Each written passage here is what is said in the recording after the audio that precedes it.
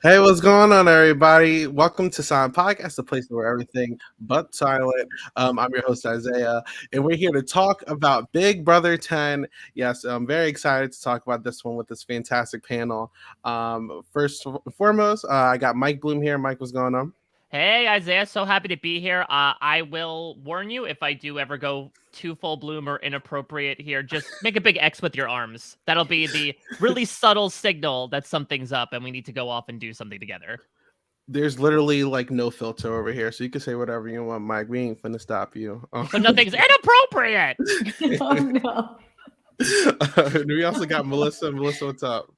I'm doing great. I'm so excited to talk about Big Brother 10. It feels like kind of weird to podcast about it because it was so long ago and, I never got to really talk about it. So I'm very excited to talk about it, especially since we've been trying to schedule this for so long. Me coming on your podcast, it literally was like months in the making, maybe even like a year. It's crazy. So I'm very excited. Awesome. And like as Mike said, I literally minutes before the stream started, I had to clip this real quick. So fingers in people's faces, damn it. Okay, this is inappropriate.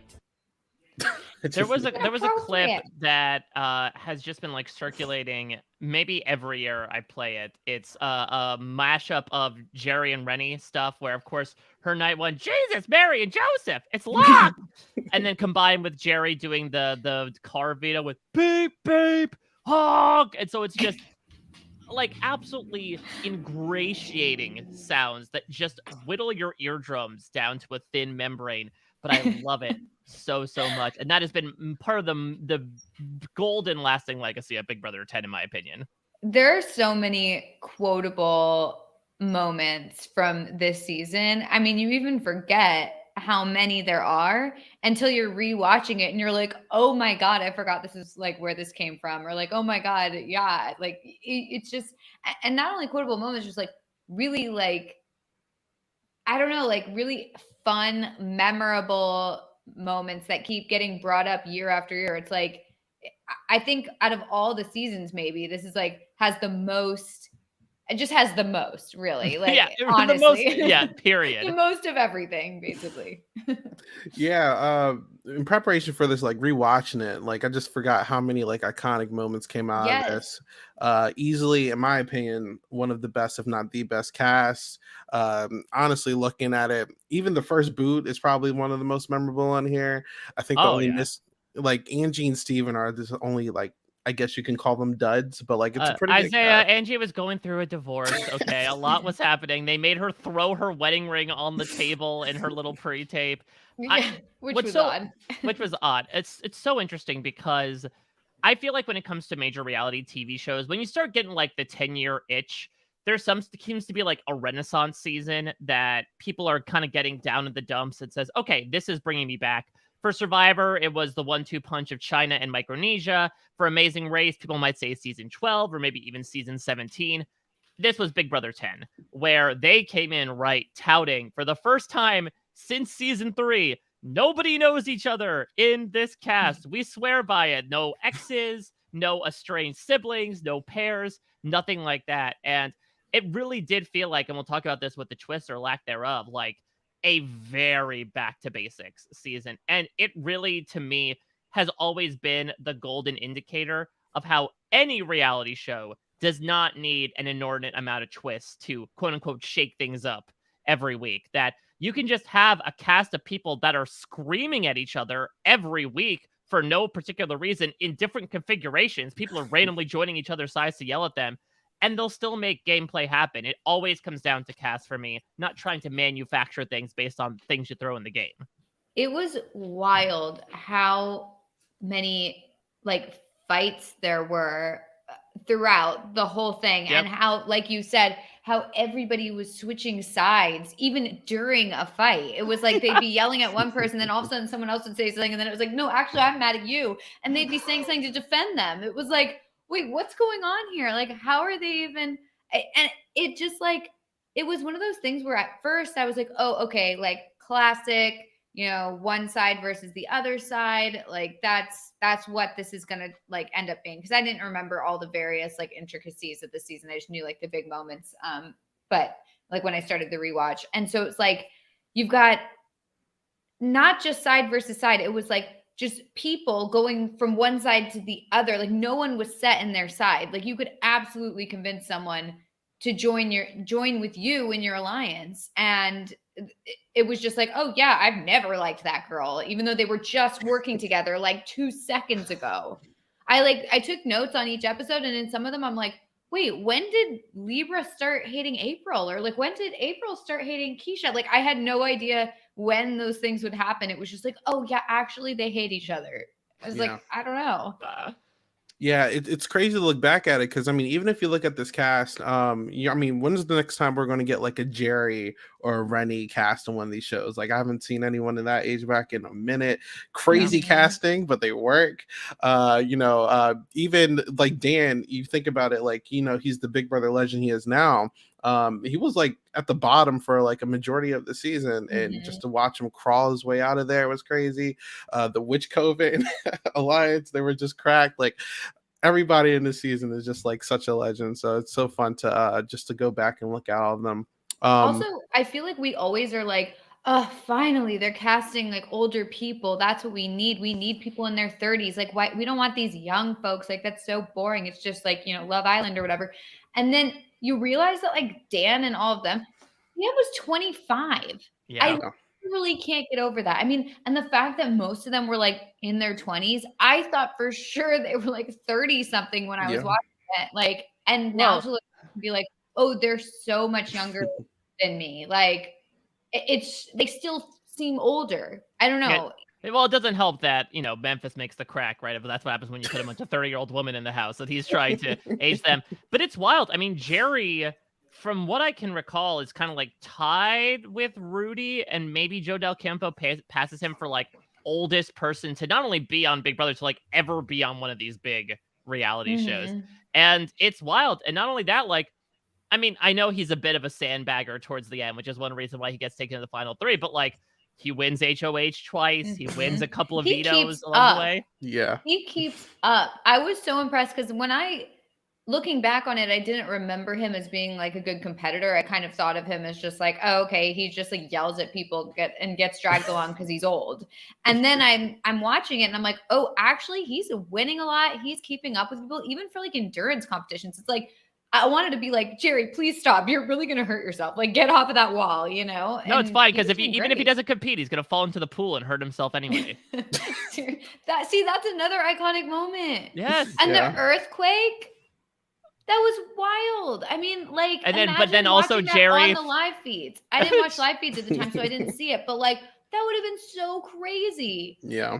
But then Jerry follows it up by thinking that someone drove a truck into the house and that they moved the house. Like, it's a perfect moment to show how weirdly chaotic this seems to be, that something happens and then like someone follows it up by being really weird and character built. That Jerry's like, wow, can't believe that Mack truck drove into the house. Yeah, it's like, wait, huh? That's Big Brother 10 though. Something wild happens and then everyone reacts to it in their own ways, and it makes even more chaos from it. It's such a crazy season. And it's like, and it's not only that though, it's like, because for me, like, I don't love the yelling, the drama. Like, I don't like that. But for someone like me, this season was also amazing because it had amazing gameplay from Dan. And there were a bunch of other people there doing good gameplay as well. It just obviously Dan overshadows them all because he's Dan. And this was like the first time we had seen him. And it just, I mean, the Renegade Alliance, like, I mean, it was great. The whole thing. Well, I mean, now that I think about it, usually a season's direction. You're okay. A season's direction is definitely going to go based off of the winner's gameplay, right? So, like, if you think of 16, Derek is a very straightforward person, so you're going to get a steamroll type of season. Steve is 17, a very unpredictable kind of winner, so you're going to get like a very cracked, unpredictable outcome. When you got someone like Dan, who is just out of this world and willing to do a lot of things, or or Will as well. Like you look at this season, you look at Dan's other season of 14, there's going to be a lot of big moments, big flashy moves, and that's just Dan's bread and butter. So that's why I think that's why 10 definitely comes out the way it does with like nomination veto roulette or something. Like it was just a bunch of crazy renomination stuff. roulette. It's really interesting to see Dan's game where he is like flashy to a certain extent, but it almost always, unlike a Dr. Will, kind of bites him in the ass. That's something I will say Will has over Dan, is like Will has that charisma and the tongue constantly inside of his cheek that everyone's like, oh, Will's doing this, but we know that he's joking around. Dan does this renomination roulette that definitely pisses a lot of people off. He's going to do the funeral, which is incredible, but ends up pissing a lot of people off. Yeah. It's a really interesting facet of Dan's game, and I'm really pumped to talk about him, and I absolutely adore his game. I have one bone to pick. The thing that Dan has unfortunately cemented, in my opinion, is I believe Dan Giesling was the one who officially cemented the loud stage diary rooms. I'm pretty sure that started with Dan. And it's interesting watching him compared to everyone else who still is sort of in like Arnold Shapiro era, right? Where like everyone's very calm and matter of fact kind of saying is, but Dan, he's got this thing with his head tilt and he's kind of talks like this. And I wonder if they said, well, people really like Dan. That's an interesting way for them to deliver things, very high energy. Should we keep using that moving forward? God. And now it is just mutated to whatever we have nowadays, where everyone is screaming at the top of their lungs and saying terrible puns. I kind of feel like it does stem back from Dan and the way he was delivering things. Yeah, absolutely. So I guess we could start diving into something real quick with the first topic being it's interesting. This is one of the few seasons that they do back to basics after having a whole lot of craziness the past few seasons. What they had the secret duos, then they go into all stars, and then they're going to whatever now was the blind dates, and then you have rivals, and now you get there's just this regular season, right? So what do you think made Big Brother want to do like a back to basics? And it's like, why haven't they tried this again? There's not any twist on the season outside of like America's favorite player, which really is optional this time around, different from like Eric's version of it. Why don't they go back to this? So one big reason was something that happened in the beginning of 2008 and was the onus behind why this was Big Brother 10 and not 9, which was the writer's strike. For little itty bitty babies out there that might not remember, the Writers Guild of America went on strike over the course of the end of 2007 to the beginning of 2008 for, very just reasons. But it put a stoppage in a lot of scripted television, pretty much like drove the industry to a halt. And so kind of hurriedly, Big Brother decided to throw together a season till death do us part, as Isaiah pointed out beforehand. Big Brother 9 ran in the winter. Did not turn out so great, both from a ratings perspective as well as a reception perspective. I'm intrigued to hear, Isaiah, when you tackle that season next, how that comes off. And so I would imagine part of it might have been, them actually listening to the fandom and realizing that things were starting to get a bit out of hand with secret duos and partners. And okay, you get to vote this person back in, but it's this mystery guest, or it's the one you just voted out. Who do you pick? And they could have said, okay, let's wipe the slate clean. It could have also just been as simple as like, we need like a 2-month turnaround on this. We can't expend our resources trying to bring pairs of people together. Let's just pull from the pool of single people that we want. And as a result, it ended up working out really well. So thank you, Big Brother 9, I suppose, for making Big Brother 10 the simplest and best it could possibly be. Yeah, I mean, I'm even thinking of like the next season after this is 11. I'm like, does a back to basics really work with that cast? I don't know. And I mean, I can even think of like the future ones like 12 and 13. So it's like maybe they just got very lucky that it was just this cast specifically that they got with this one. Because if you don't have like a Jerry or Renny, if you don't have a Jesse, a Dan, if you don't have a lot of these big characters doing crazy things, do we really get the outcome of this just being a beloved season to this day? What do you think, Melissa? Yeah, I mean, I think that you guys covered it with like the casting thing. I just think that it honestly, it comes down to a good cast. And I think, you know, obviously if you have a bad cast, like you can throw twists at it and hope that something comes out of it. But if you have a good cast, you don't need any of that. You don't need anything like on top of it because the cast will carry itself. I mean, this cast was wild because every single person in the cast, it felt like, maybe except for Dan, would go from 0 to 100 million like in 5 seconds flat. It was so wild how someone would just be having a normal conversation and then someone would take offense randomly and just be like, well, I don't know, and just start screaming. It was even Memphis at that one point where it was like, he called him a womanizer or something, and then he's screaming. Are you real right now, old man? That was one of those other lines that you sort of forget about is from Big Brother 10. There are so many like funny lines. I can't even believe it. It's such I mean, like even just Jerry yelled, like basically anything Jerry You're said. going home. Yeah, he's like, you're going home. And then he's like, you always be Judas in my house. And it's like all these like Jerry lines that he has are just as you can see, I do not have my military garb on today because I broke a promise. Oh God, it's so funny. And like it's also interesting, like in terms of the like fighting aspects of it.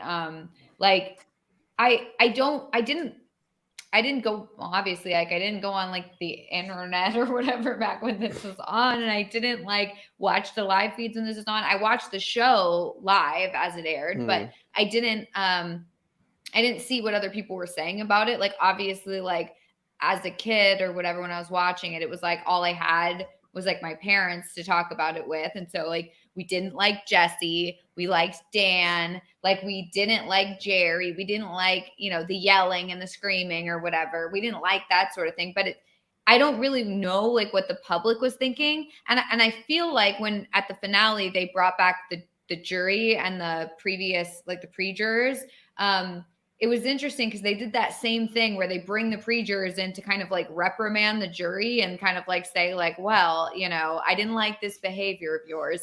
And they do that nowadays too, which I didn't know they did back then. And it's funny because the reactions of the jury seem to be very different than the reactions of the jury now when they get like reprimanded or scolded for whatever they've done. They were like laughing and like thinking it was funny, like some of the mean things that they said or some of the things they were getting called out on. Nowadays, people would get like just torn to shreds on social media if someone was like, hey, you shouldn't have said this mean comment or whatever. And then they just started like laughing about it.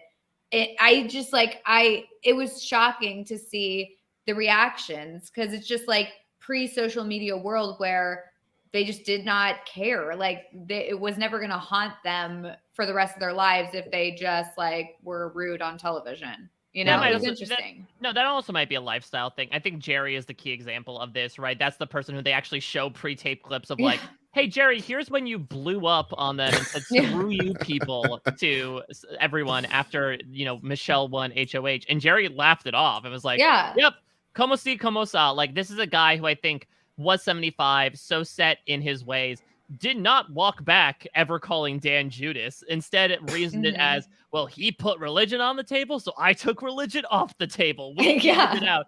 That I think these were the types of people that seemed so confident in themselves, which again, I think makes the cast so great. And particularly, again, this witches coven of Kesha, Libra, and April, who like just wait 5 minutes and their allegiances to each other will completely change. Between every week, they were working with each other in very different ways against the other point of the triangle. But I think they were just always felt like they were in the right for that reason. And that's good casting, in my opinion. I agree with you, Melissa. It was really interesting to see the pre-jury come out, and essentially the entire segment was sans Jesse was dedicated to them just being like, you all are big hypocrites. This finale was more negatively tinged than I remembered it being. It reminded me of like shades of Big Brother 4. Maybe not on that level where everyone in the jury was like, we hate Allison and June. The jury certainly wasn't happy to be voting between Dan and Memphis. But I think for such like a season that is remembered so positively, I think the things we love about it, between like the fights and the overall, you know, hatred that people had for each other, was actually surprisingly steeped in negativity. Yeah. And I think like, I mean, I hate when people say this when they're like, well, you could never have this nowadays. But I do kind of feel that way with this like cast and everything. Like we would not be, I really don't think we'd be sitting here like we love everyone in this cast. What excitement, what drama. Like, I honestly think we would be like hating the majority of the cast and being like, throw this season away. Dan's the only good part, you know, like, and I hate that because like, obviously we don't look at it that way. And I hate when we're like, oh, you can never make this television show these days. But it does feel like that because it feels like the people that were on the show are very similar to people that we like hate on the show now. Yeah. I don't know. Although I do think that Libra was like a very good juror because it did seem like she was very like, not like partial. I think she was very, you know, a good juror in that way. And she seemed to be ready and willing to vote for whoever played the best game and didn't harbor any like resentment. But I don't know, maybe it's just what they showed on the TV. I don't know. Yeah, I mean, I was going to even say, I mean, if you put a Jerry in 2023, do people really receive that the same way as they did when they first watched it? I'm not sure. Yeah, and he gets second place or whatever for the third, favorite. Yeah, I mean, listen, it is a bit of the Marty effect, right? Like people love the older, kookier man, and he does have that sweet story about his wife that does get a bit obfuscated by like literally everything. He also was a bit of the underdog as well once like this alliance took hold and he was the only person left. So like I was a little surprised when I remember that. Given the ovation that Renny got when she was getting her overly long Academy Award-esque jury speech, I thought that she would finish in second, maybe nowadays. And when she came out, people were just screaming, and then all of a sudden Jerry comes out and it's like silent, and then just feel like you know. And so I was like, oh, the people hate Jerry, and then he got second place for the America's Favorite. I couldn't believe it. Social media platform to put that all on, you know. Well, I mean, to go back to how it was received, not to be like the Survivor historian, I guess, for Big Brother 10, but I mean, at least at the halfway point, it was very much like the pro Dan side of things, like the Renegade Onion Alliance, and very anti the Jerry Alliance, especially in the post Jesse eviction, right, where these people are just like screaming at them, calling Libra a bad mother, like certainly making some incredibly personal attacks. And then I think as the season went along, like certainly Kesha was a fan favorite. She was voted as such. Renny was a big character.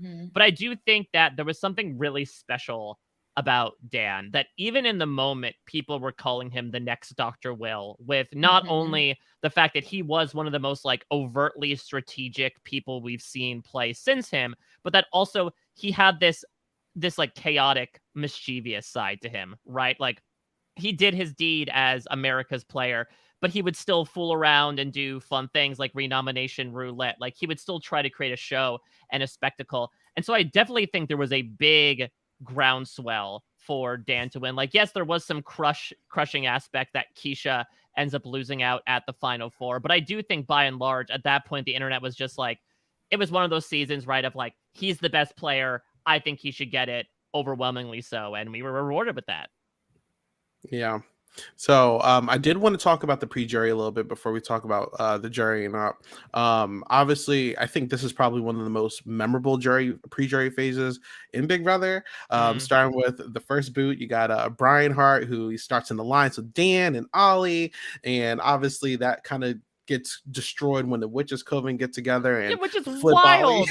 Like, I know we talk about a lot of crazy first weeks in Big Brother. This is an underrated one where Brian gets in the ear of the HOH and like essentially is his number one ally.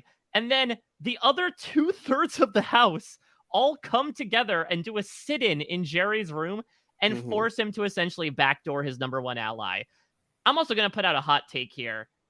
I think for me, Brian Hart is probably the best first boot in Big Brother history. Easily. Yeah. I was sitting there like, man, this guy's pretty good. I wonder why I don't remember him. And then I was like, oh, okay, because he's first boot. That's why I don't remember him. But at the time, I was like, he seems to be a pretty good player. I wonder what place he gets. I know he gets kicked out before Kesha's birthday, but no idea when he gets kicked out. And then he gets kicked out. Like, I thought he was really good. I thought that it was interesting that, like, in my notes, I even say, like, that Jerry is so confrontational. Like, that when they're up there in the room or whatever, like he immediately is just like just against them. And it's like, is that a they'd say like, oh, Jerry, we have the votes this week. Oh, is that a threat? Is like, that a no, threat? no, like we literally are saying we have the votes. We can help you. Like, It was so bizarre. Like, because that could have been like such an easy week for him. He could have literally just said, like, I mean, it's the first week. Yeah, obviously, like close ally, whatever, but it's the first week. You can make new allies at that point. And so, you know, when the entire house comes to you and is like, we have the votes, we want to get this person out, it should just be an easy peasy week. Like, you talk to them a little more, make sure you get something out of it, like some protection. Maybe you start an alliance with them, you create something, you build on it, and then you say, yeah, sure, like, yeah, I'll nominate this guy. It's an easy week. The whole house wants him out. Sorry, Brian. But he just was like immediately just, no way. This is a threat. You guys all come up here and you stomp around. And it's like, this is not how you handle like first HOH. Not at all. And like Brian left such an impression. Obviously, the fact that they're about to bring him back for Big Brother 11. Yeah, he was the brain. People. Yeah, 2 people from the season, because Jesse, which is wild. And also the fact that they bring him back for arguably maybe one of my favorite competitions in Big Brother history, which is In the News, and the 10th anniversary or the 10th season remembrance food competition. Like, he was a big deal. And not only that, again, like, maybe not in terms of personality, I would say like he's the best first boot, but you have to think, to Isaiah's point, his mere presence or lack thereof dictates basically strategy for the rest of the entire pre-merge. An entire month is all about Brian Hart, despite the fact that he's gone week 1. Dan uses Brian as like a bargaining tool. Like, you guys saw how loyal I was to Brian. Yeah. You keep me. Exactly. Yeah, I did awesome. love that In the News competition. I feel like they should bring that back. That was really fun. It was so good. And so many fun things, right? Like, between Dan is going to call upon Mike Boogie, which like is a fun foreshadowing of their dynamic in season 14. Of course, you have the odd sound stylings of Jason Michelle with Oh, that was so weird. You have the majority of the cast just getting completely schooled and like, but for understandable reasons. Like, I don't think it was funny. I wouldn't believe that Brett Favre got traded to the Jets. Like, no. And it was really fun to like have the house guests get to know or see their reactions to something that happened outside of the house. Like, that's obviously like not game related, whatever, you know, don't want to impact the game, but at least give them like some bits of information so they can have a little fun with it. I just thought it was great. And then bringing back past house guests, that's always fun. It was fantastic. I love that. And a lot of the food challenges as well. I mean, this is one of the seasons where we still have food challenges, and those are so fun. And, you know, obviously, like, I hate competitions. Everyone knows, like, I am not a fan of watching competitions. Like, I can just fast forward. I just want to get to the strategy and get to the talking. But the food competitions are pretty fun. They always do something interesting, and you have to pair people up who normally wouldn't be working together. And so it's kind of fun to see the dynamic of like people who either are on opposite sides of the house or whatever are working together to try and like get food for themselves. I just thought, I just feel like it's a fun competition, and I much prefer that than some random like competition that they add in to just like have more competitions. And there were drama that came from it, right? Like, one of the first fights happens because, you know, Libra makes a snide comment about like, oh, well, we're on the team with the 2 old people, so we're going to be put on slop, and that causes one of the many fights to happen. I mean, this is a relic in many ways. This is the last season to do food competitions, because next season starts the have-not stuff. So that's like when we're officially transitioning away from that. This is the last season to have a finale that just has the final 2 house guests already determined. Starting from Big Brother 11 forward, we're going to only have, okay, the final 3 are going in. Who's part 3 is going to be live. Let's see what happens. As opposed to here, we're like, we got to see, okay, Jerry's voted out on a Sunday. Now we have all the way until Wednesday for Dan and Memphis to be able to talk with the jury for longer than 2 minutes and package it together. Oh my God, yes.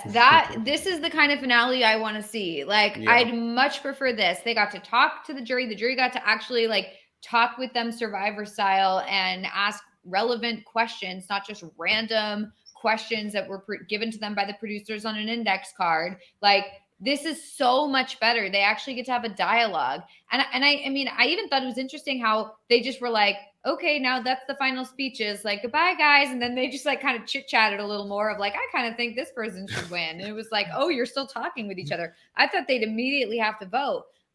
But yeah, this kind of finale, it's so much better. They get to take their time. I don't know why they don't do this more often. And then you also get to have the last jury person like participate more. It feels like they actually get to be part of things. Yeah, they're not just walking in being like, okay, who do I vote for? Yeah. Right, exactly. They're not happened. totally out of the loop. Like they need to know what's going on, and it's just it's so much better. It's so much better.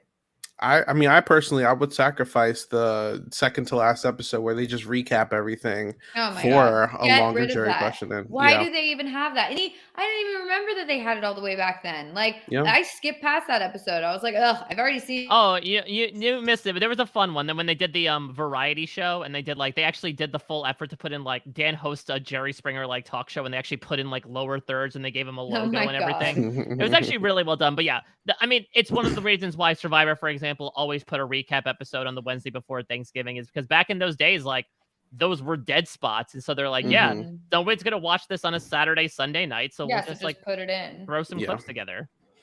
Now they just like speed everything along just so they can like have another episode. I don't know. So I mean, speaking about Brian, he his impact did flip like two people this season, which was Steven and Angie, who were kind of trying to save him. Obviously did not work out for them, and they kind of fall to the same fate as Brian due to this witch coven group. I forgot to bring up a little bit, but Brian's demise is kind of because of Ollie. I mean, we saw McCray kind of read out the moving company because of his showmans. We see the same thing here, so yeah, Ollie definitely flipping over there plays a big part. Not only I feel like this burns Ollie later in the game with Dan, but he burns Dan in the process here. But I mean, I think Steven and Angie, I do think that out of this cast, I did say this at the beginning, are like probably one of the least impactful players this season, unfortunately. I think everyone else in this cast at least has a moment at least one time this season. These two are they're just kind of here. To Steven's credit, I think his friendship with Kesha definitely does help shake things up, because as Mike said earlier, the Witch Coven kind of turn on each other a little bit after that. But I mean, what's the opinions on Angie and Steven here while we talk about them? Well, I thought on the week that Angie goes home, she did a horrible job. Like she went up there to talk to whoever was HOH, I don't remember, and Kesha, and she was like, "Can you like give us a minute? Like, we're in the middle of something, or we're talking or whatever." And she leaves, and it's like, well, whatever, I guess I'm just going to go to bed. I'm not going to wait up for that if they're not going to talk to me. And it's like, that is not what you should be doing. You should then be like the last person who talks to Kesha and, try and get her. If you think that you're at all in danger, which clearly she did, you go and you talk to the HOH. You make sure that you're the last person in her ear, and you make sure that you're not the one that's going up. Like, you make whatever deals you have to do. I just felt like she had given up before it even started. She hadn't even been nominated yet, and she was already giving up. I just felt like it was just it wasn't that great. Not a good performance. Yeah, I think Steven, you can understand why he was cast on the show. He has a really interesting background, right, as like a gay competitor in the rodeo circuit, which I'm sure certainly was very rare back then as well. And he definitely brought that dynamic into a cast that, as much as we love it, again, still is not showing incredible diversity in terms of, backgrounds when it comes to that type of stuff. He did have like fun, fiery words, him infamously telling everyone to suck it as his part of his final bargain was, I think, peak, again, Big Brother 10, which was this kind of like, not like cancelable, really toxic stuff, but still like fairly big acrimony towards each other, but like it's very clear that these people do not like each other. And that to me again is good casting of not everything needs to be kumbaya, that these people should butt heads for a reason. That's the entire point of these shows since the very beginning.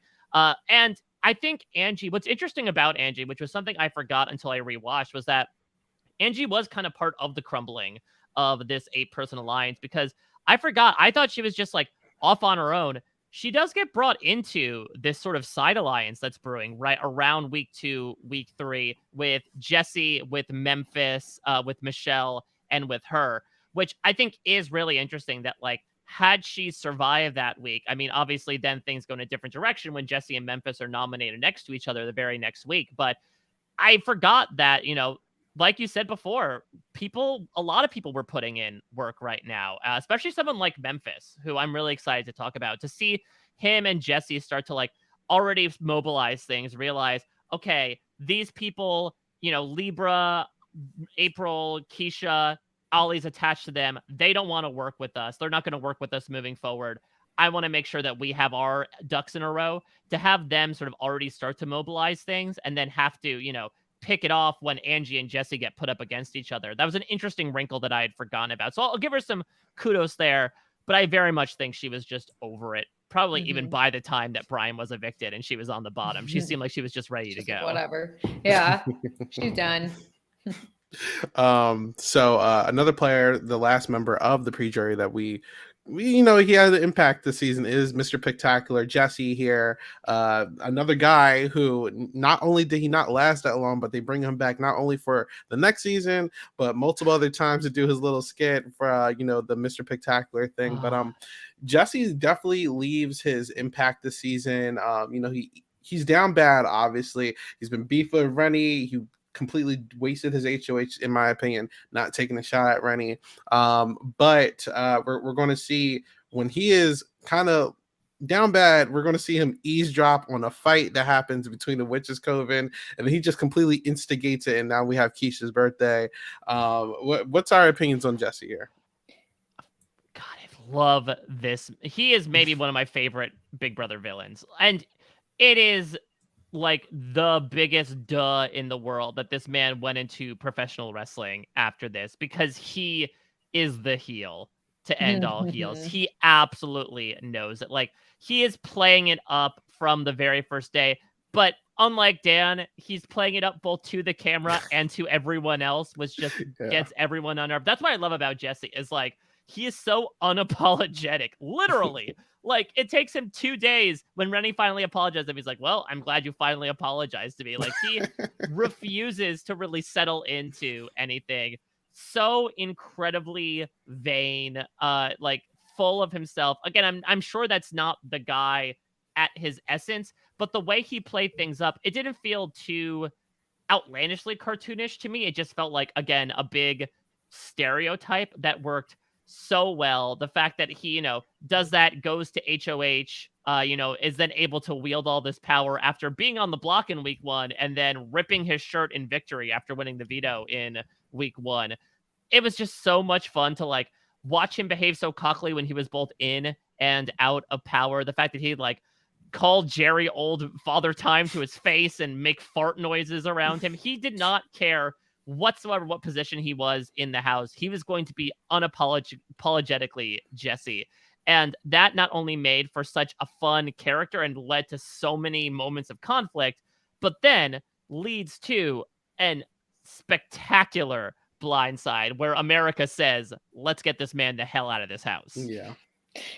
It's funny because when I watched the show, I absolutely hated Jesse. Like, I was so annoyed by him. I thought he was so irritating. Like, I was one of those American people who was voting him out. Like, I hope you're one of those America people. No, I mean, I feel like I don't think I actually voted in any of those things, but the thought was there. The sentiment was there. I was right alongside them voting him out. I was so irritated.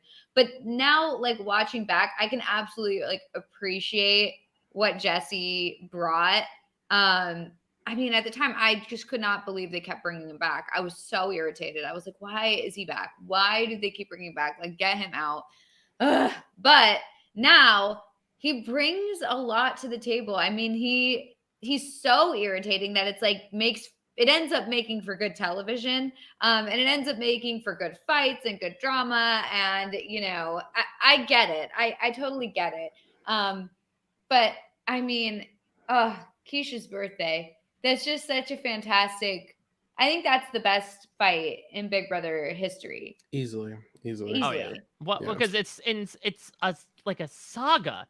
Like, it's not just okay, we're gonna have one argument.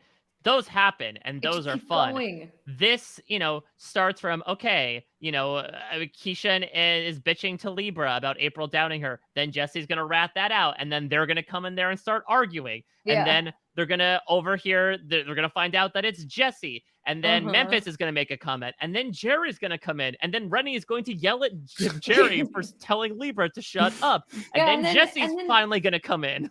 April's yelling at Libra, and Kesha takes offense. So then Kesha's mad at Libra. And then like Renny or like Jerry tells them that Memphis is making fun of them. And then it's like, so it's just, you're right. It's just piling on. It's like, they're not just mad at one person. They're mad at every single person for a different reason. Cause it's literally like Jerry comes in to like try and tone down the fight.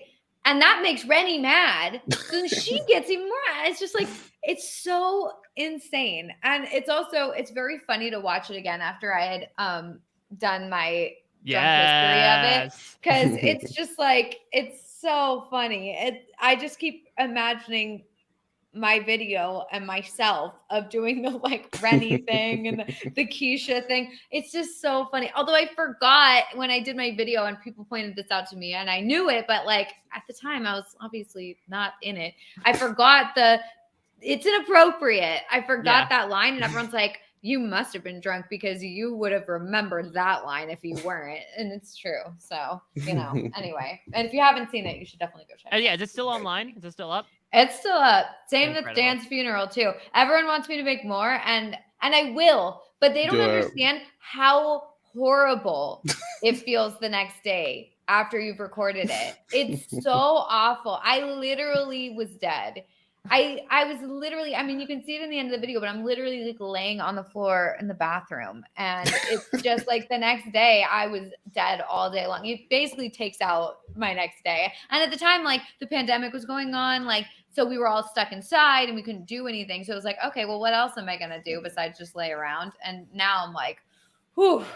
Hey, I should do it, but you sacrifice so much for your art, Melissa. Yeah, you have to sacrifice for art. But then the irony of all ironies is like they were not pumped full of alcohol. This was just pure unadulterated rage and manicness. And then the one time they got pumped with alcohol, they were like really nice to each other. And they were like telling each other compliments and they were just like going around in a circle. But then Libra makes one comment and then everyone starts fighting with each other. Anybody want cake? One comment, like any one comment might set someone off. Like I always was like, if someone would say one comment, I'd be like, oh, that's going to make Renny mad. And it was like, is she going to be mad? Yeah. Well, not even sometimes a comment. Sometimes, remember the banner plane thing? Oh my God. Libra is a liar, loves Steven. Like that wasn't a thing. And they ran with it. And then that leads to Memphis being like, nobody has a problem with me here except Jerry. Jerry's like, yep, that's right. I do have a problem with you. And that leads to, of course, the event. Are you being real right now, old man? Like just Memphis jumping out of his skin to try to make eyes with Jerry. And the fact that I thought the banner plane thing was like so ingenious. I feel like I don't know if it necessarily like impacted things, but the like weaponizing the banner plane that like doesn't say anything about the game for your own advantage. I think that's so smart. And I feel like nowadays a banner plane goes by and either people see something on it or they don't see something on it, but everyone pretends like they want to keep the game fair. So they pretend like, we didn't see it. We're not going to take any of that information. Even when there is like a banner plane about someone in the house, they're just like, you know what? Like putting that out of my mind. I'm not going to even use it. I'm not going to think about it. And it's like, come on, that's like a perfectly easy way. I don't know. And then Julie Chen calls him out on it. But now we got Wall Yeller. So, I mean, Yeah, true. When Julie Chen called Michelle out on it in one of the Q&As or whatever and was like, you saw a banner plane. And Michelle still lied about it. It was like, ooh. Okay. Yeah, Michelle, I mean, we'll talk about her. Like, I forgot Michelle was the big tinfoil hat wearer of the season where, like, she had all the... listen, she was right on maybe 30% of the conspiracies, but she seemed to be one that was walking around being like, Dan's America's player. Banner plane said Libra is a liar, loves Steven. Like, the fact that Steven would leave the house and, like, pay money to have a banner plane go by, like, I'm sorry, no. Yes. That wouldn't happen. But, yeah, just to move on to the Jerry phase, because I forgot to say, it's interesting, both seasons that Jesse plays, it's the week that he leaves that kind of like kickstarts a lot of like chaos because it happens both times. This is also a really big week for Dan. And, we're going to be bringing up Dan a lot here because he was a swing vote in this round, basically just to decide which side of the house is really going to take the rest of the power for the rest of the season. Obviously, he votes Jesse out and completely betrays Jerry. Quote unquote, he votes Jesse out. Which is interesting that they did it this time because if I recall in Big Brother 8, like, Eric was told ahead of time, okay, you're voting for this person, and at least gave Eric some time to like try to rationalize his vote. Here, Dan walks into the diary room during the live eviction, and Julie says, America has voted for you to evict Jesse. Dan probably could have assumed it, given that America told him to nominate Jesse in the first place, but still, talk about like wildly having to pivot just by going in there and learning that moment that you're voting to evict this person. That's crazy. Difficult. Like, I mean, because he's the swing vote, it really matters. So it wasn't an easy week, to just be able to be like, well, I voted for this one, whatever, no problem. It happened to fall on this week when he was the swing vote and he has to explain his vote and Jesse's pissed at him.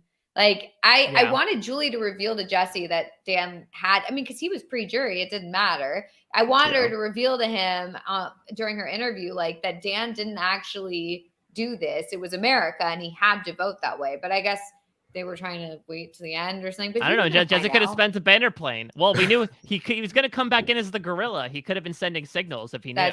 That's true. Good point. So we're actually going to see, this is a perfect way to go into the Jerry phase where Michelle wins an HOH. Jerry does you're going home. And Michelle's like, her shoes are fake or something like that. I completely forget what she said. He's like, oh, now you're walking away. Like, oh, I am not walking away. And Kesha's like very high pitched voice. And then when he's like, with low honors. Magna cum laude. Look it up. Look it up. That's when I learned what Rice University was, and I'll never forget it now. Oh my God, it's so funny. Like, it's just, there are so many little one-liners that are just so memorable. It's crazy. Oh, and we didn't mention this also, but the idea of the gold bars in that one competition, that was really interesting. I didn't remember that. This is really Big Brother's like only form of in-house currency, where April had gotten 10K in Big Brother. Well, I guess she initially did, but I think she then split it up. People, I think like her and Jerry and somebody else split them. But yeah, this is going to come in handy a couple weeks from now. But this was the first time that they had like actual stuff they could bargain with until Big Brother 18, where that care package allowed for it to happen. I wish this was more of a thing. I've done a few Big Brother think tanks on our HAP, and we've talked about like the Garnets and the Genius, right? Like having stuff you can actively negotiate with. Fire tokens was trying to be an example of that in Survivor. I really think there is something there. Maybe not nowadays, considering that, like, again, people might be there more so for like exposure than, okay, what's $5,000 mean to me? But especially back then, how much of a big deal do people make about, we need to get rid of Memphis? He already has a car that he won night one. We don't need him to win. Yeah. And I absolutely think that that's like, it's a blessing and a curse where you can use it to bargain and negotiate. But at the same time, a lot of the time people will bring up like, you don't need the money, even though it's like, that stuff's stupid, but it's like, they'll bring up, if somebody wins $5,000 in a competition or whatever, that they don't need the money. But the idea that like, you can have that and give it away in order to further your own game, I just think that that's kind of fun. And I'd be interested to see something like that brought back for sure. Especially with all these recruits nowadays. I think that some people would actually take that money. Yeah, they'd be like, who cares? Yeah. Or they'd be like, oh, we'll get you an extra 5 million people on your Instagram account. Let's argue with that instead of actual money. Yeah. Instead it's followers. It's not money, it's followers. But yeah, basically, Kesha, even though she's pissed off at Dan, she's more pissed off at the girls. She's going to put Libra and Kesha up. Jerry's going to be pitching for Dan to go up. Doesn't happen. Libra is going to leave here, unfortunately. Love Libra. I remember there was rumors. Obviously, it wasn't true, but there were even rumors that she was offered a spot in All Stars. I would have loved to see Libra. Like, I think the fans will love to see Libra. Unfortunately, I think her time has passed. But she's such a great character. Yeah, she was good. There are a few people this season that I was at, like, I didn't remember them being good players. I really remembered them for like random things. Like I remembered Libra for, yelling, and I remembered April for yelling, cake, and I remembered, and then anybody want cake. And I remembered, Ollie for his bucket hats. And I remembered, Michelle for her unitard or whatever. But then like looking back on it and rewatching it, some of these people were really good players. I think Libra was really good. I think Michelle was really good at competitions, and I didn't remember that at all. And I also thought that April was really good at, being fake. I know that sounds like an insult, but she was you're wrong. And I feel like I would have been snowed by her. Like when she's talking to someone one-on-one, and you're just like, oh, she really wants to work with this person. She really likes them. And then the second she leaves them, she'll be like, yeah, no, I'm not working with this person. This person's totally off.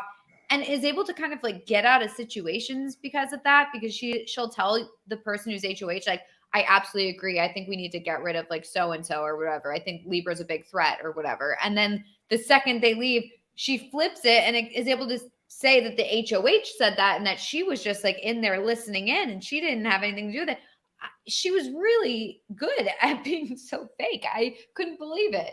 Well, yeah, because we need to look at, if we're speaking about Libra, the fact that like this group of people, as absolutely wackadoo as they were the ones in power for the first part of the game. That it was these three women and Ollie that were sort of the ones that kept controlling all the votes, controlling all the HOHs, and it says something. And I absolutely adore Libra as well. Libra was not afraid to put her voice out there, which you want in a reality TV contestant. I mean, it did get her targeted, right? Like the big thing that they wanted Jessie to do was like, oh, have Michelle use the veto, put up Libra. There were still campaigns to put up Libra in week 3 as well. It became very clear to people how much of a mouthpiece she was and how powerful she was in the game. So I wouldn't say, she was a flawless player by any means. Doesn't help to have your star shine that bright. But I love the fact that in Big Brother, a game that inherently, in my opinion, values laying low, waiting to make my moves. That's what Dan's going to do. That Libra was somebody who just didn't. She would speak her mind, whether it was in an argument, whether it was making incredible faces in response to people's comments, or it was her coming forward and being like, this is what we're going to do. And I think to a point you made earlier, Melissa, she was a fantastic representative as the first juror of the season, considering how much of a gamer she was. I think it worked out well that she ended up being like the one to be the arbiter of a lot of conversation and be a bit more objective, because yes, she was in an alliance with both Dan and Memphis, but she wasn't exactly burned immensely by either one of them. Yeah, totally. Yeah. And you just spoke about it, but Dan, I'm going to keep bringing him up. This was actually one of his strongest points, in my opinion, because one thing people fail to remember about Dan, I know he's big and flashy, but I think one of his strongest attributes is actually his ability to manage his threat level. Constantly this season, you see like he does something huge, and then he pretends to be like depressed, or like he just sits in his room, laying on a bed with a pillow over his face. Yeah, or like pretends to be weak or something, purposely gets out of the competition super early. And again, I think that's where the Will comparisons drew, was I feel like he was one of the first people besides Will to consistently talk about throwing competitions, including him pulling the Parhar here, right? Him being on the block in week 2 and throwing the veto, feeling like, I know Steven's gone, and I want to make sure I keep up my reputation as a weak persona. Yeah. It was just such a fantastic part of his game to especially see him vocalize that. Yeah, and I didn't realize he was so good at competitions. Like, I thought he was throwing them in the way that, like, oh, I want to look weak, so this is a good thing that I'm not winning so much. But actually, like, when you got to the second half of the game, he was winning almost everything, it felt like. It felt like every week there was some Dan win or some Dan second place where he was like, I actually don't want this, so I'm going to give it to Memphis or whatever. And, I was very surprised by that, because I always thought of Will and Dan as being like bad at competitions, and I think it really is just like intentional. With the exception of the final 5, from the April week onward, Dan won at least HOH or veto every single round. Crazy. It's very impressive. I'm not going to forget Michelle literally coming in and was like, she's pissed off at Dan. He's like, oh, no, I'm weak. I suck. I can't win anything. Completely ignores him. But Going to the next week, we get a very unhinged HOH with Renny, where it's interesting to see her move here, because at this point she kind of has a distinct group now. They don't lock it in just yet, but it's Renny, Dan, Memphis, and Kesha. They're kind of just like a little group versus like the rest of the world. And Renny is being instructed by everyone to put up Ollie and April. And this is one of the few times I actually see Ollie do something pretty strategic here. He kind of protects himself, and he's kind of convinces Renny to not put him up. So instead she puts up April and she puts up the Colonel Jerry.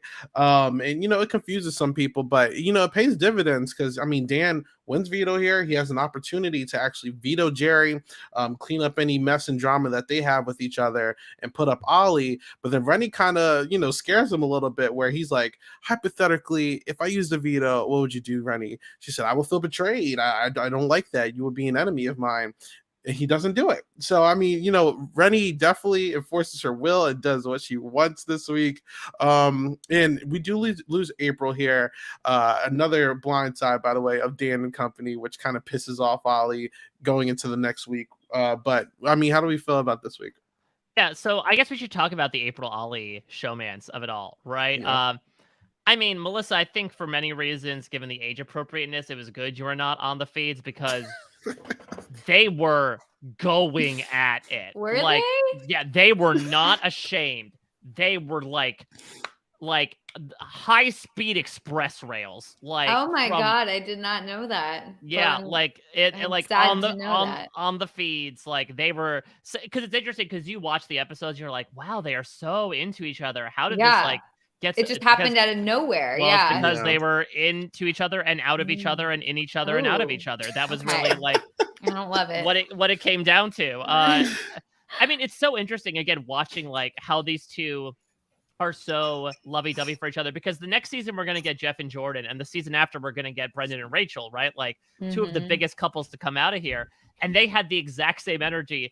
And then it just completely fizzled afterwards, which is so weird to watch, knowing this is not going to last. This is not the fairy tale romance you thought it would be. Yeah, I was wondering about that, if they ended up staying together. I didn't follow people afterwards, so I was just kind of like, okay, well, I guess they're together forever, but sounds like they're not. I think it ended about 6 months or so after it ended. I think it ended up making its way into 2009, but that was it. It's just crazy because in Ollie's intro package, he's like, I'm the pastor's son, super church boy. And then he goes in the house and does a complete 360. He's having sex every night. Yeah, it's it's Rumspringa, right? He's like, and all this I'm away from Dad's watchful eye. Let me just do whatever I want to do. Yeah, and then he's like, will you be my first girlfriend? As if he's so innocent or something. It's like, what is going on here? I guess, he's not so innocent. But also, I have or go ahead. No, I was going to say, I totally agree with your comments before that April was, I think, a surprisingly big presence in the game. I think I mostly just remembered her again for the showmance with Ollie, but she was right up there with Libra, with Kesha, with Michelle, getting into these screaming matches, particularly with each other. She does win that HOH in week 4 that does incidentally kickstart everything, but she is going to take that shot at Memphis and Jesse as well, already feeling the alliance begin to crack. So April was making some moves. That's why she's voted out here instead of Jerry, is because people were anticipating that she had, much like Libra did. This was these typical Survivor seasons where a bunch of threats get picked off in the middle because they're sticking their necks out too far. That's what happened with Libra, and that's what happened with April here. Was much like Libra was looked at as the mouthpiece of that one side, April was looked like that on the other side. And even when she tried to sweeten the deal a bit with Dan in masterful format is able to then out that dirty laundry to the rest of the house to make them dislike April more. Yeah. It's funny. I wrote down a couple April quotes, literally in back-to-back episodes. And one of them, she's talking about Kesha and she's saying why Kesha did something to her. And she's like, it's because I'm prettier than her. And then the next episode, she's in her diary room session, she's like, it's hard to swallow because I am such a nice person. And it's what is this girl this is not, she thinks she's so sweet and so nice and so whatever. And she's so not that.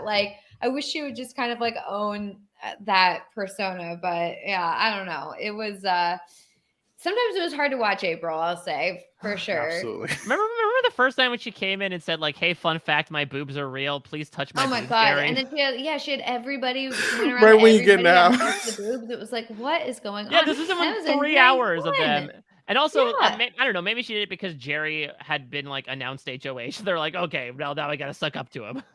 Well, But- literally, they show it in the. I saw this part of the episode. I skipped because then I realized it was just a recap, and I skipped. But she went around to everyone, and she had every single person touch them. I was like, what is she doing? It's funny how Jerry touching them kind of carries on, because I mean during Memphis and Jerry's fight, Memphis brings up, he's like, "You're touching the young girls and you're an old man," and then his Memphis wife has brought it up multiple times. And then his wife, he has a video call with his wife, and she's like, "You're having some fun in there," like it was just like so, It's like, so uh-oh. awkward. I that's another thing I really miss is just like the, hey, we need to fill time on eviction episodes. Let's do talking Segment. packages of people from home. Yeah. Especially, Yeah. like I loved the Renny and Jesse families and how they hate each other probably just as much, if not even more, than Renny and Jesse themselves. Yeah, I haven't seen one since 20. It was kind of funny how, and I don't really understand this. Like, they have the food competition, so that takes up some time from one of the episodes. Like, they have like the eviction and everything, and they still like. I mean, I feel like, how do they have so much time to kill nowadays? It's like they're rushing through everything on the eviction episode, like just trying to get through it. But they had enough time back then, and it felt like they still covered a lot of ground in terms of like, getting to know the house guests, the fights that they were having, the strategy, the competitions. And then they still had enough time to go visit with the families, which they don't do anymore. And I don't understand. I mean, you remove a lot of time, certainly, with like the re-explanation of challenges. The competitions themselves are like pretty short as well, I think, by which I would comparison. prefer. Yeah, so it's a lot more room to expand upon those things, and you still get fun segments. Like, I especially felt that around like Final Five, the Final Five week, when it was like, okay, we're looking at a spider. Yeah, we're building going we're to eat a moth or something. Kesha's dolphin laugh. Like we're trying to tread water here, but that really felt like the only time it felt stretched. I feel like every other time, just due to the personalities, they were able to fill the episodes fairly well. Yeah. So the next 2 rounds, I'm going to be honest, it is kind of a steamroll from Dan's group after this, but it's not like a boring steamroll. We do see Ollie make one of the worst deals in Big Brother history, where if he stayed on the wall, because it seemed like Dan was going to drop soon, Ollie would have been HOH and could have got his revenge for April. Instead, he takes a deal from Dan, and Dan promises him not only to let him choose his initial nominees, but also his re-nominees if it happens, and he completely takes it. He has a very cocky confessional saying, "Who really won the deal here? I'm the HOH." Oh my god, yeah. Like it's so bad. Literally the definition of too good to be true. To the point that when Dan and Ollie both vocalize their things, from Dan's side, everyone's like, "Oh my god, I can't believe he took that deal. Yeah, that sounds ridiculous." And then everyone's like, "Do you actually think Dan's going?" He's like, "Yeah, he's gonna do that." No, he's a man of his word. No. Why wouldn't he allow me to choose the nomination? I don't understand. Like, I don't quite understand. I mean, obviously I don't understand why Ollie thought that was like actually going to work for him. But I also don't understand why Dan felt like he needed to follow through with part 1 and part 2 or whatever of the 3-part deal or whatever. I just don't understand. Like, I get that it's like, oh, well, we want to trick him into thinking that I'm going to follow through. But why at that point, if you're going to betray him or whatever, I guess maybe if you didn't have to betray him, like if nobody won, not like the veto or something, then maybe he wouldn't have to show his cards. But it still felt odd that he was willing to put Memphis on the block. I mean, if this was modern day, we all would be like, "You're crazy for putting him on the block. Why would you put your number 1 ally on the block? You should never sacrifice them." And here it's like, I don't know. He just does it, and we're like accepting it because it's Dan or something. No, I don't know. His first HOH week ever is fairly sloppy in my opinion, right? Because we get that 3-part deal that I agree is a little extraneous. We get him deciding, okay, we need to disguise our alliance because they had made the Renegades a few weeks ago. So like, I need to put you up on the block to guarantee. And it ends up working because Memphis wins it. And then it also helps fortify, right? There are people that are saying, why would he put his closest ally on the block? It doesn't make sense. And then we follow up with renomination roulette, which is like such fancy set dressing that immediately falls apart once everyone realizes like, oh, they already knew that Michelle was going to go up. So why are we doing this game where we each have a line to say when Dan goes around the table?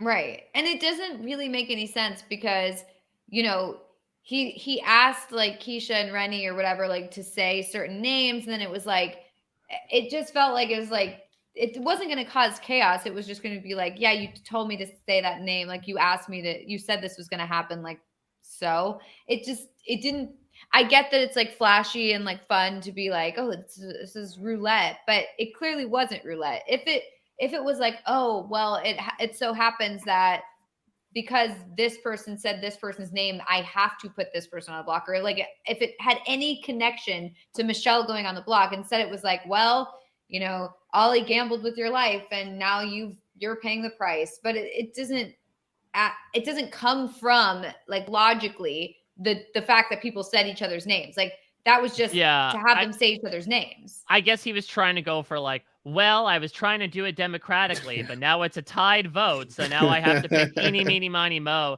Yeah. I mean, maybe he could have done like a fixed gummy bear draw or something like that, like what they did in BB16, right? With the Skittles, like if he really wanted to leave it up to Red MJS. But yeah, the word roulette kind of loses its meaning in Big Brother 10. It's not really used correctly. Yeah. Yeah. Then he could have maybe had like, I guess maybe Renny and Kesha both say Michelle or something and then be like, well, I guess I like have to do it. Sorry, Ollie, you're outnumbered. Like maybe make it so that both Ollie and Michelle said different names and then make it so that they both the 2-1-1 vote happen. So it was like, oh, I guess like, because it's, you guys couldn't make up your mind that you wanted, you know, one of them up. I have to put Michelle. I don't know. Like, it doesn't make any sense, but maybe that would have been a little bit more logical. I don't know.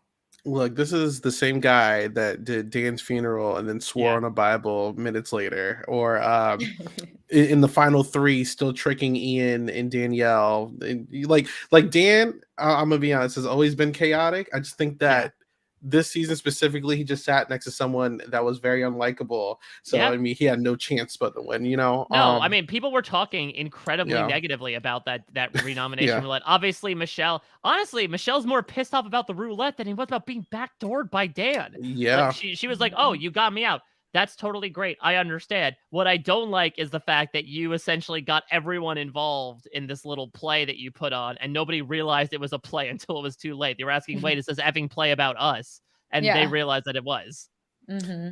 And like, had he not been able to even get that reward, by the way, and bring Michelle back out for the exotic island lunch or whatever, like, I don't even know if Michelle really votes him. Like, I'm gonna be honest.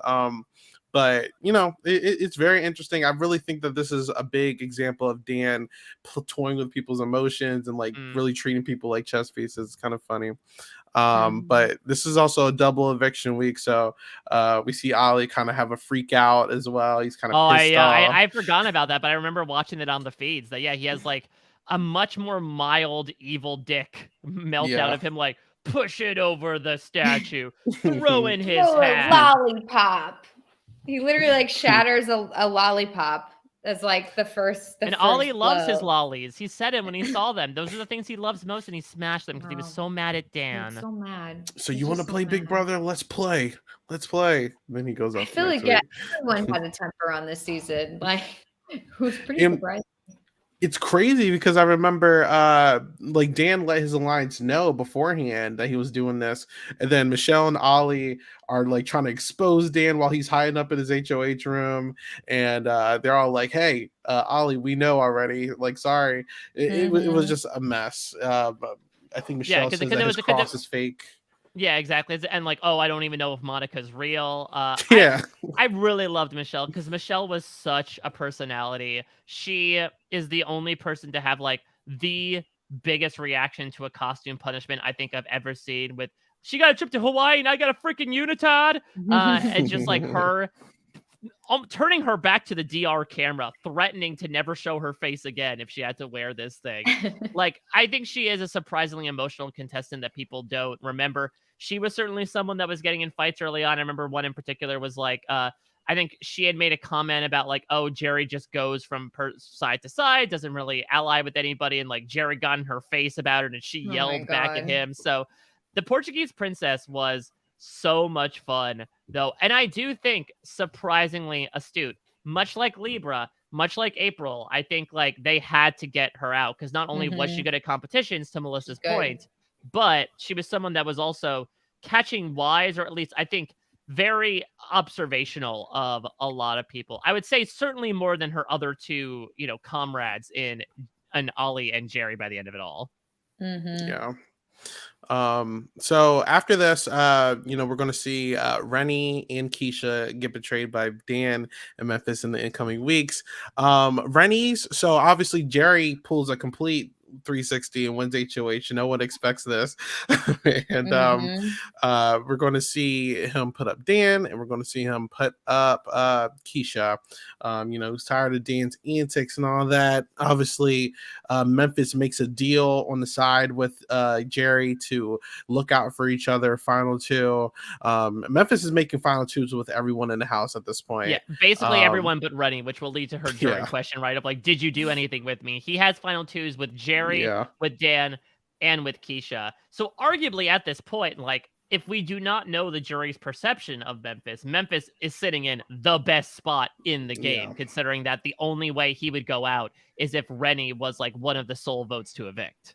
Yeah, it was interesting because it felt like Dan kept making Memphis do things that would put him in a worse position. Like he was in a good spot, and then it was like Dan would have Memphis say something or do something or promise something or whatever, or nominate someone or whatever, like, and made him look worse and worse. Like, and especially when the Kesha nomination, or I guess the Kesha renomination or whatever, it was going to happen, and Memphis was going to send her home. And she came to him asking, are you guys sending me home? What's going on? And Dan's like, are you guys? I don't have any power. Yeah, I have no idea how Memphis let Dan get away with that. I know. And then when Memphis like leaves the room or whatever, like Kesha and Dan are talking, and Dan's like, I've been trying to convince him. I can't get him to budge. And it's just like, he's so clearly sabotaging Memphis's game, which is good for Dan, and I get it, but like Memphis just lets it happen. It's like good cop, bad cop, but like one of the cops is going to get a promotion at the end of this, and it's probably going to be the good cop. So why is the bad cop doing this? Yeah, like why is the bad cop allowing this to happen? It's like, I feel like Memphis should have been like, okay, Dan, we're both going to sit Kesha down and tell her that this is like what we have to do, because she, and also even when Memphis like goes to apologize to her or whatever, he doesn't even explain like, you're going to win this game if you get to the end. Like, even if it's not true, you have to say that. You have to say like, this is why I have to get you out. You're such a good competitor. You're going to win. I have no chance against you. This is my only opportunity to get you out. Like, Dan and I together have made this decision. Like, do not let Dan get away with like, I'm HOH, I don't have a vote. Like, clearly he could convince Memphis to do something else. It just, not good from Memphis. Not good. No, I mean, I would argue this is one of Dan's best moves, is being able to convince Memphis to be the sole person to evict one of his number one allies and his best friend in the house, because it is visceral and gutting for a season that didn't have like, I guess it had some drama with the Michelle stuff went down, but like Kesha had been lying pretty low since that fight after the Jesse eviction. Now it comes roaring back out, right? Like, because now it's like Brittany being told by the brigade about the brigade, but like even angrier, right? Where she is furious. Did you always know? When did you know you were doing this? And Memphis isn't making it easier by just like refusing to acknowledge the situation. They're being silent. They just sat there like, I love anything. Dan here where she's like, did you guys always know you were doing this? And Dan's like, hey, I'm not the one that's voting. And she's like, all right, so Memphis, like it was insane, man. Yeah. And Dan, let it happen. Yeah. But Dan again is doing such fantastic challenge work here, where again, it's the final four veto, the most powerful veto in the game. Dan's already won HOH. And he is in the lead, but the mechanics of the challenge, which are a series of steps up to the top, allow him to be able to essentially peer over into other people's stations to track how the other three are doing. And he is purposely sandbagging at a certain point to be like, I have to carefully manufacture things to make sure that Memphis wins, so that not only will he save himself from the block, but then he will be the sole vote to get out Kesha. And I'm pretty much guaranteed Kesha's vote if we make the final two. Like, it is so meticulously planned. And I would say, unlike his first HOH week, which had a lot of meticulous to it, but kind of all became mushy in water once like a bunch of stuff started coming to light. Here, maybe it was fewer people or just him knowing the people better. It was like a master plan in every sense of the word. I feel like everything he did in that Final Four HOH week was absolutely genius. Yeah, I'm not gonna lie. I think you know, when you were looking at the Renegades and comparing them to like what the Secret Alliance, Hitman, Chilltown, I do think that the Renegades do take a little hit here because yeah, they got to the final two and they were very powerful, but it's really Dan like kind of like just kind of steering the ship, and Memphis kind of being like the blind leader. Like if you're looking at these other duos, it's usually two people looking out for each other for the common goal of getting to the end, where Dan just like, I'm going to take you to the end, but I'm going to make you look like trash before we get there. The episode that you didn't watch, Melissa, ends with the two guys talking about what's going to happen in the finale. Memphis says, all right, this is great getting to the end with Dan, but, you know, I think I've got a good chance against him, but I'm not going to slander him. I had my word as a man. And Dan goes like, God. Oh, and Memphis thought he had an easy walk to the end with me. He's got another thing coming. And you see, it's a little JT and Steven-esque here, right? Where just Dan starts continuing to throw Memphis under the bus when everyone starts realizing that they're throwing Memphis under the bus too with the jury.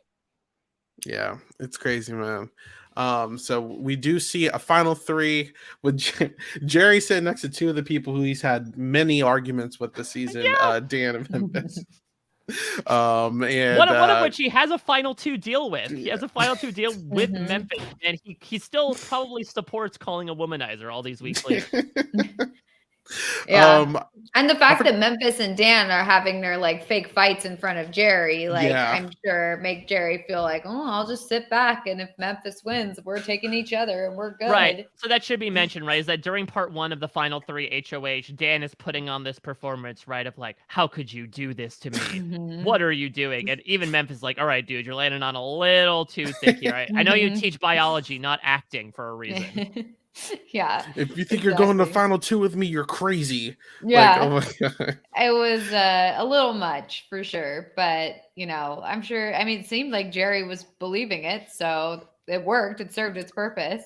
This man must have been so stressed at this point because you know all that fire earlier in the scene is just gone.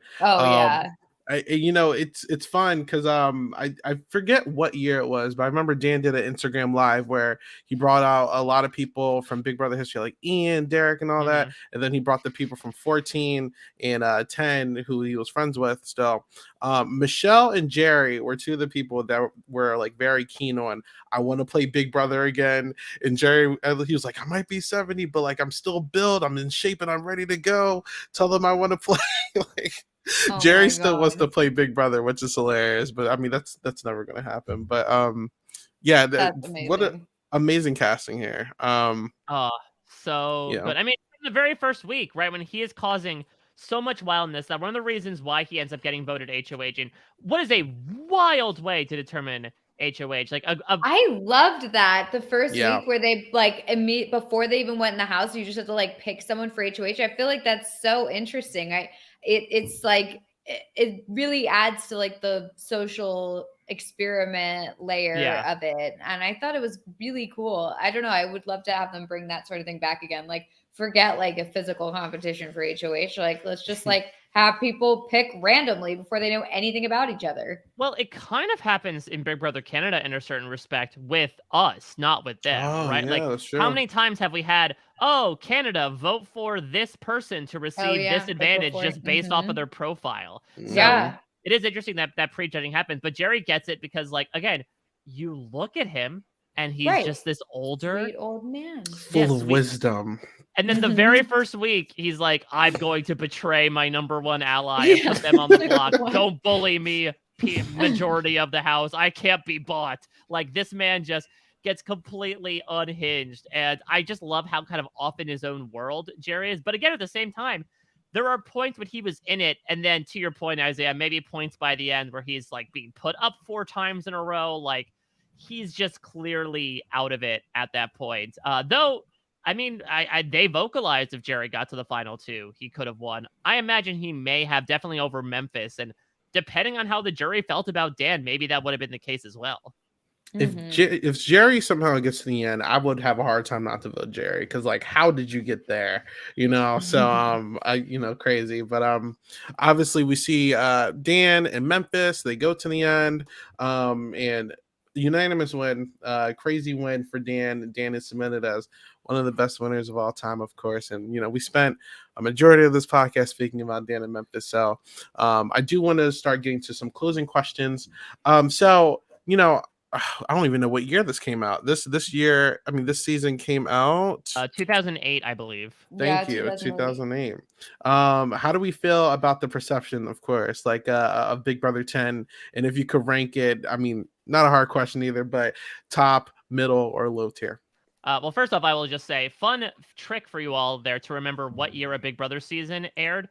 Just subtract 2 from the number, and that was the year that it aired. Interesting. Also, I was sitting here thinking I was a kid at the time, and I was not a kid at the time. So I don't know what.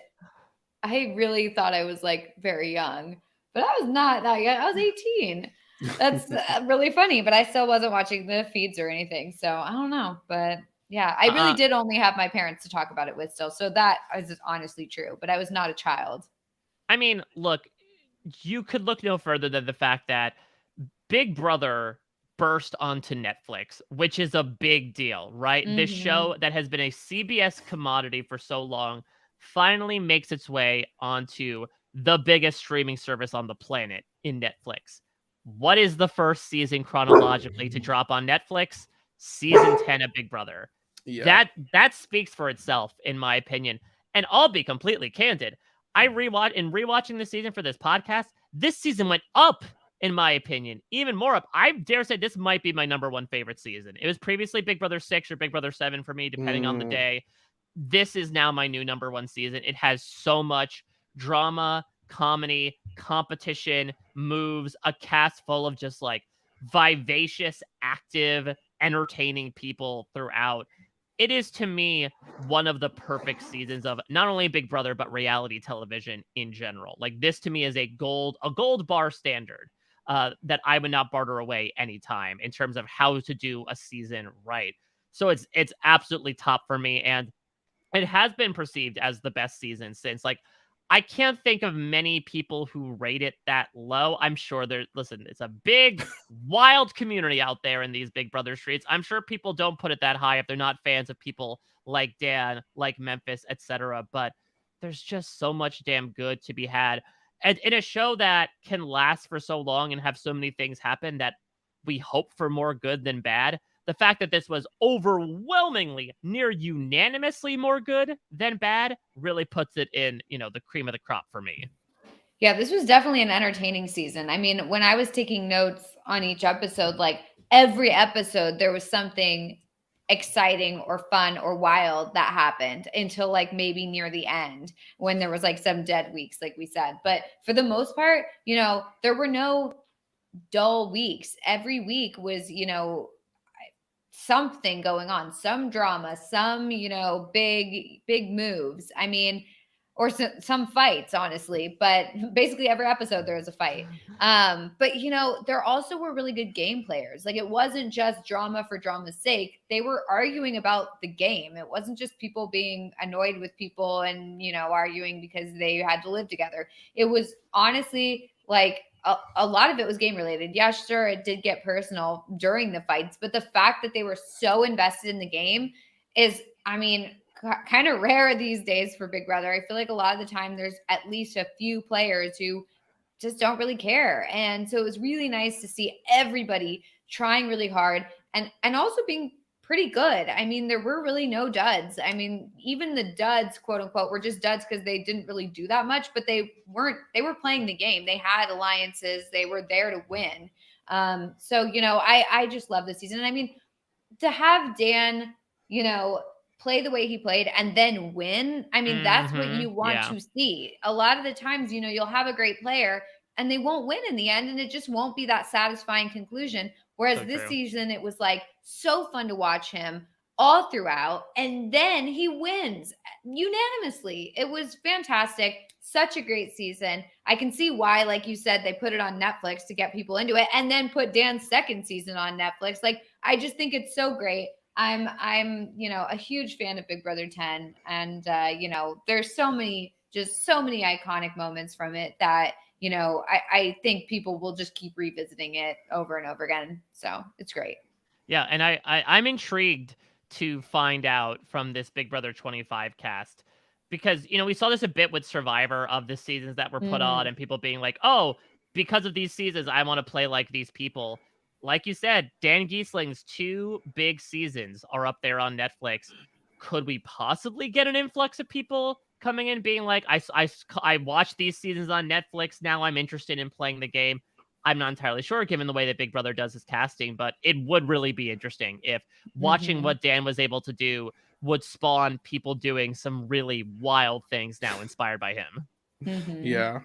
And definitely for me, because I started halfway through 13 was my first season, and then 14 was my first full one. So when I saw Dan, I went back to 10, and I just got addicted after that. So I've actually seen on Twitter a lot of the newer fans that came through the 23-24 era have gone back to 10 on Netflix to watch it. And I see a lot of people starring all the way from season 1, shockingly, that I haven't even seen. I saw it. I saw it live when it was airing, and I loved it. But now looking back, I'm like, yeah, that's not really Big Brother. That's kind of boring. But at the time, I was like, I was excited to watch. It was airing every day of the week. My parents and I would just like watch it. I loved it. But yeah. Not now. Not necessary to watch now if you want to get to know Big Brother. Yeah. But there you go. That is our review for season 10. This was a very fun one.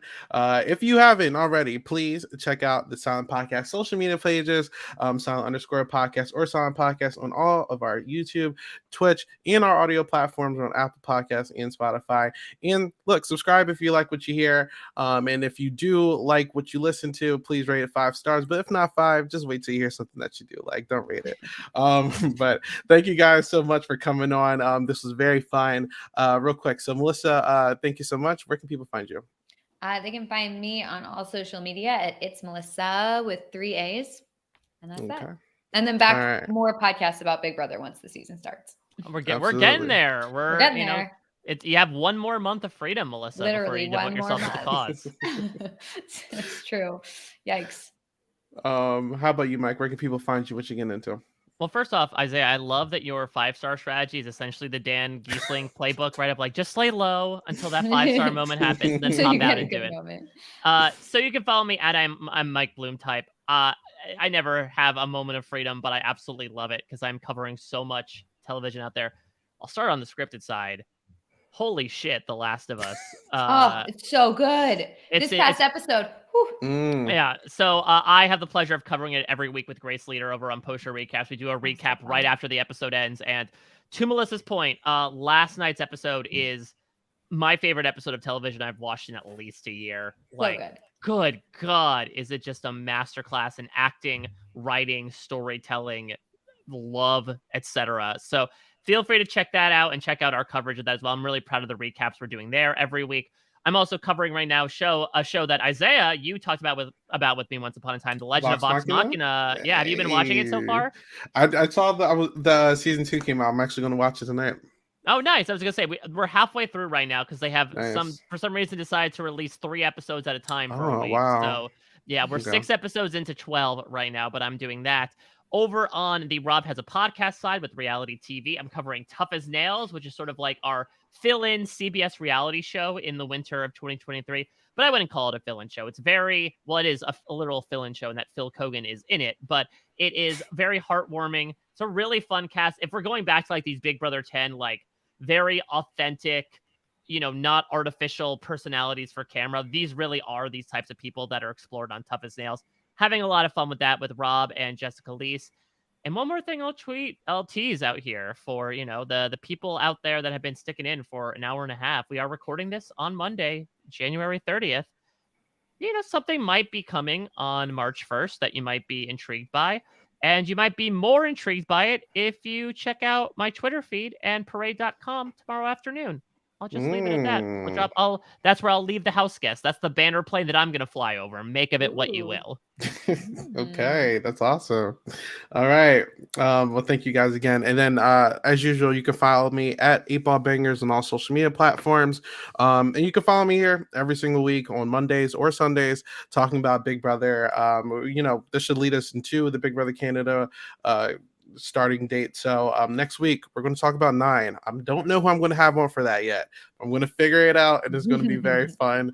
Good luck. 9 is just like an absolute hot mess of an experiment in so many things. I can't wait to talk about that. So make sure you check that out.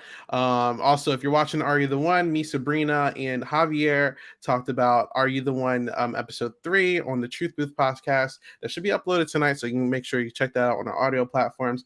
And lastly, if anyone out there has been watching Pressure Cooker or watched it and loved the cast, been interviewing some of the other people, and I had an interview with Mike today, so you can check out my interview with Chef Mike on the YouTube channel today. But until next week, have a good one. Bye.